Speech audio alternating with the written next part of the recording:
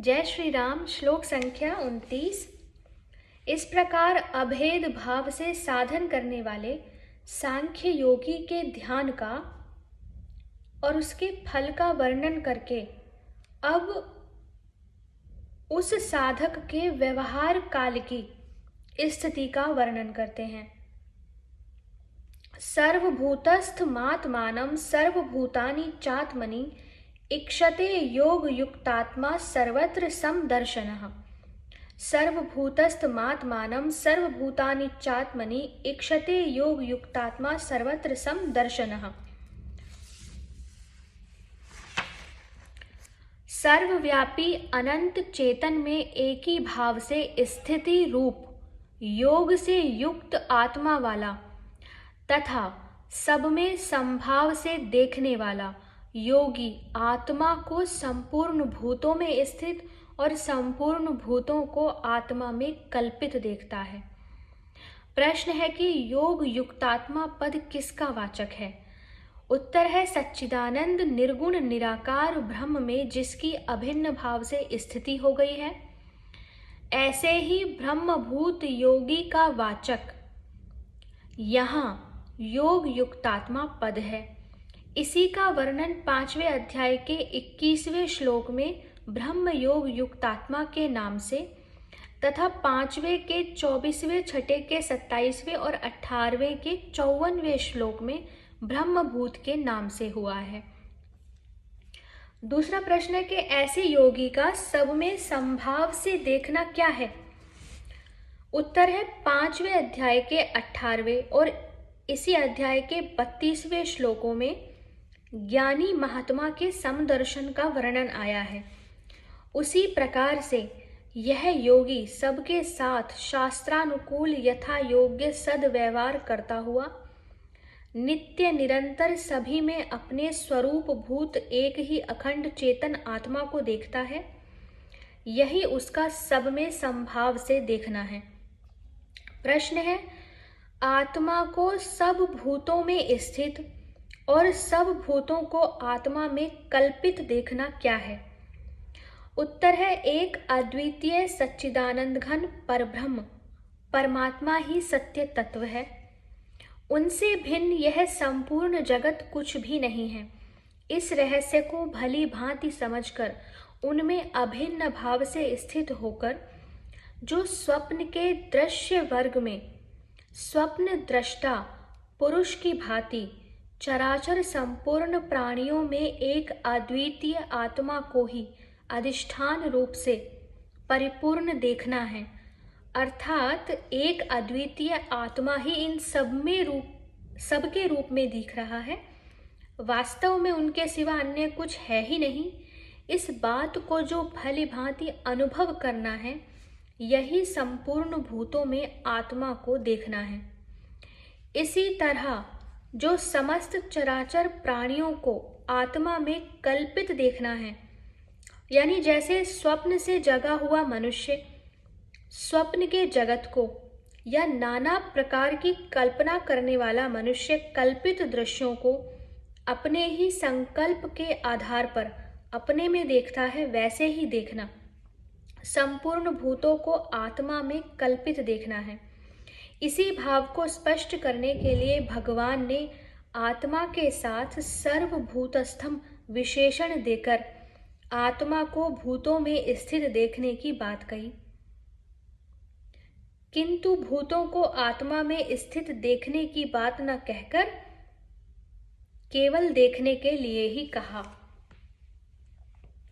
इस प्रकार सांख्य योग का साधन करने वाले योगी का और उसकी सर्वत्र समदर्शन रूप अंतिम स्थिति का वर्णन करने के बाद अब भक्ति योग का साधन करने वाले योगी की अंतिम स्थिति का और उसके सर्वत्र भगवत दर्शन का वर्णन करते हुए श्लोक संख्या 30 में कहा गया है, यो माम पश्यति सर्वत्र सर्वं च मयि पश्यति तस्याहं न प्रणश्यामि स च मे न प्रणश्यति। यो माम पश्यति सर्वत्र सर्वं च मयि पश्यति तस्याहं न प्रणश्यामि स च मे न प्रणश्यति। भावार्थ है कि जो पुरुष संपूर्ण भूतों में सबके आत्मरूप मुझ वासुदेव को ही व्यापक देखता है और संपूर्ण भूतों को मुझ वासुदेव के अंतर्गत देखता है, उसके लिए मैं अदृश्य नहीं होता और वह मेरे लिए अदृश्य नहीं होता। प्रश्न है, संपूर्ण भूतों में वासुदेव को और वासुदेव में संपूर्ण भूतों को देखना क्या है?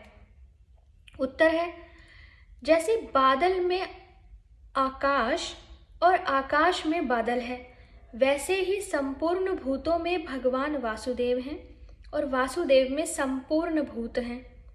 इस प्रकार अनुभव करना ही ऐसा देखना है।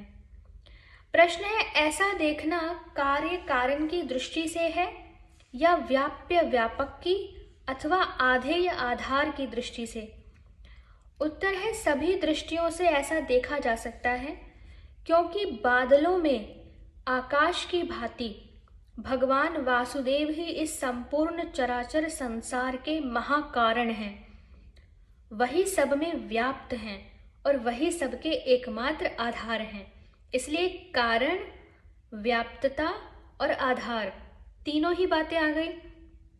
प्रश्न है, वे परमेश्वर आकाश की भांति संपूर्ण चराचर संसार के महाकारण कैसे हैं और सर्वव्यापी और सर्वाधार कैसे हैं?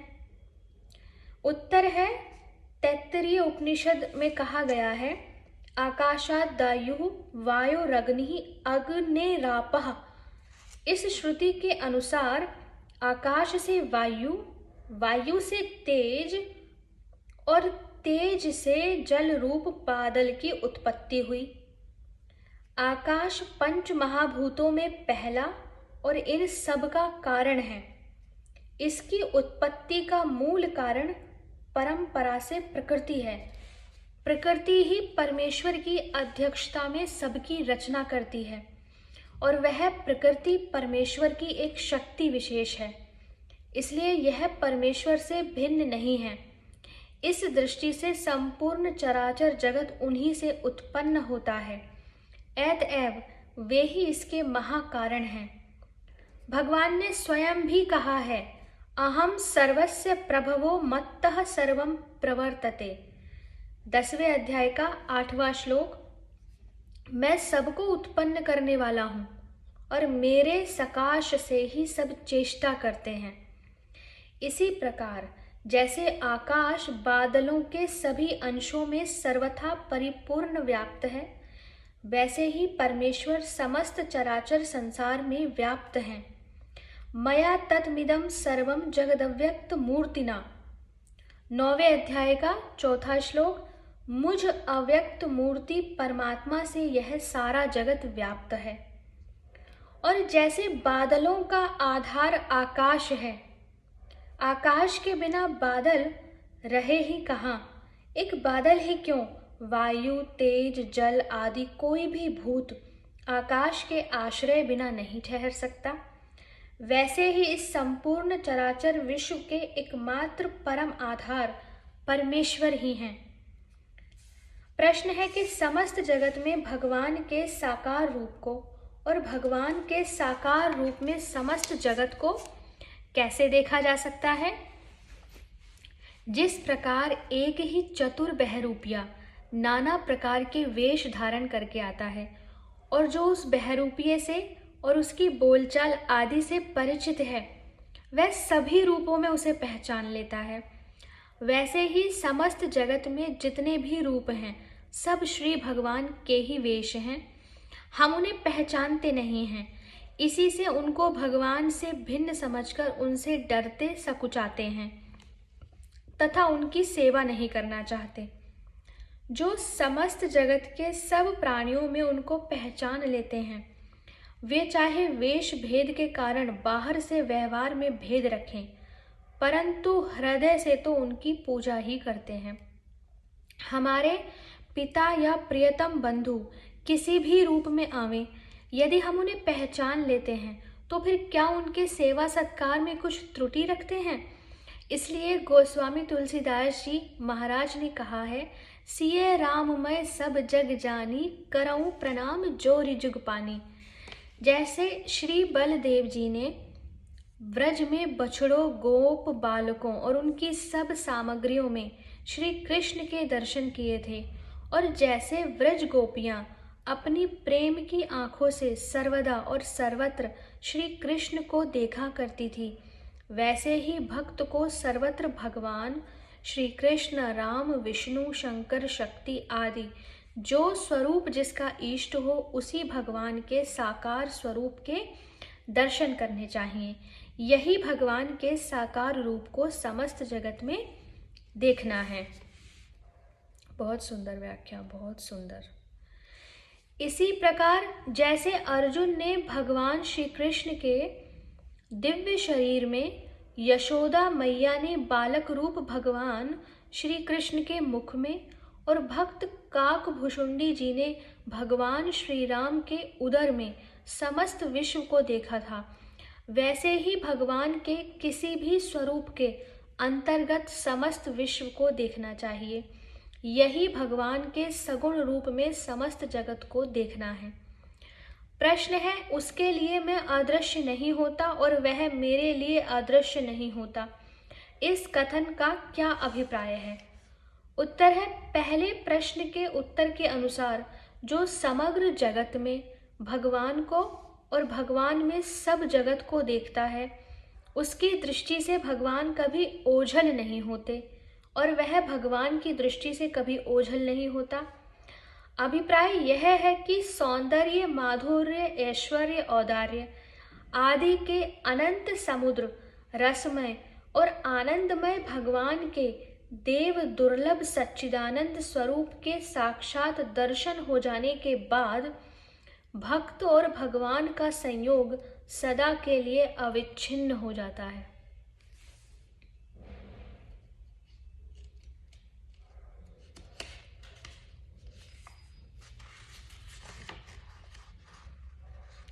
यहीं पर हिंदी में भगवान के स्वरूप का वर्णन किया गया है, तो उसको मैं पढ़ती हूँ कि भगवान श्री कृष्ण छोटे से थे और अपनी विचित्र बाल लीला से माता यशोदा और ब्रजवासी नर नारियों को अनुपम सुख दे रहे थे। एक दिन आपने मिट्टी खा ली। मैया ने डांट कर कहा, क्यों रे ढीठ, तूने छिपकर मिट्टी क्यों खाई? भगवान ने मुख फैलाकर कहा, मैया तुझे विश्वास नहीं होता तो तू मेरा मुंह देख ले। यशोदा तो देखकर चकित हो गईं। भगवान के छोटे से मुखड़े में माता ने समस्त चराचर जीव, आकाश, दसों दिशाएं, पर्वत, द्वीप, समुद्र, पृथ्वी, वायु, अग्नि, चंद्रमा, तारे, इंद्रियों के देवता, इंद्रियां, मन, शब्द आदि सब विषय, माया के तीनों गुण, जीव, उनके विचित्र शरीर, समस्त व्रजमंडल को देखा। उन्होंने सोचा, मैं सपना तो नहीं देख रही हूं। आखिर घबराकर प्रणाम करके उनके शरणागत हुई। तब श्री कृष्ण चंद्र ने पुनः अपनी मोहिनी माया फैला दी। माता का दुलार उमड़ उठा और अपने श्याम लला को गोद में उठाकर वे उनसे प्यार करने लगे। इसी प्रकार काक भुषुंडी जी भगवान श्री राम जी की बाल लीला का आनंद लूट रहे थे। एक दिन बाल रूप श्री राम जी घुटने और हाथों के बल से काक भुषुंडी जी को पकड़ने दौड़े। वे उड़ चले। भगवान ने उन्हें पकड़ने को भुजा फैलाई। काक भुषुंडी जी उड़ते उड़ते ब्रह्मलोक तक गए। वहां भी उन्होंने श्री राम जी की भुजा को अपने पीछे देखा। उनमें और श्री राम जी की भुजा में 2 अंगुल का बीच था। जहां तक उनकी गति थी वे गए, परंतु राम जी की भुजा पीछे ही रही। तब भुषुंडी जी ने व्याकुल होकर आंखें मूंद ली। फिर आंखें खोलकर देखा तो अपने को अवधपुरी में पाया। श्री राम जी हंसे और उनके हंसते ही ये तुरंत उनके मुख में प्रवेश कर गए। इसके आगे का वर्णन उन्हीं की वाणी में सुनिए। उधर माज सुनु अंडज राया, देखें बहु ब्रह्मांड निकाया। अति विचित्र तह लोक अनेका, रचना अधिक एक ते एका। अर्थात एक से अधिक ब्रह्मांड मुख में दिखे। कोटिन चतुरानन गौरीसा, अगणित उड़गन रवि रजनीसा। अगणित लोकपाल जमकाला, अगणित भूधर भूमि विशाला, सागर सरिसर विपिन अपारा, नाना भांति सृष्टि विस्तारा, सुर मुनि सिद्ध नाग नर किन्नर, चारि प्रकार जीव सचराचर, जो नहीं देखा नहीं सुना सो मनहु न समाई, सो सब अद्भुत देखेऊ बरनी कवन विधि जाई, एक एक ब्रह्मांड महु रहूं बरस सत एक, एहि विधि देखत फिरऊं मैं अंड कटाह अनेक। जो न देखा न सुना इस प्रकार के अद्भुत जीव ब्रह्मांड काकभुशुंडी जी ने ईश्वर के उदर में देखे। और ये जब भगवान ने इस प्रकार अपने दिव्य स्वरूप का दर्शन कराया। एक और कथा है। व्रज की बात है, एक दिन यमुना जी के तीर पर भगवान श्री कृष्ण अपने सखाओं के साथ भोजन करते करते बाल केली करने लगे अर्थात खेलने लगे।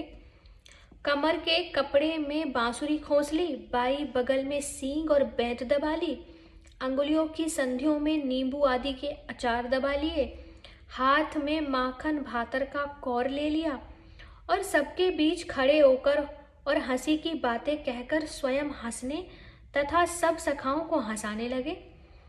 ग्वाल बाल सबके सब इस प्रेम भोज में तन्मय हो गए। इधर बछड़े दूर निकल गए।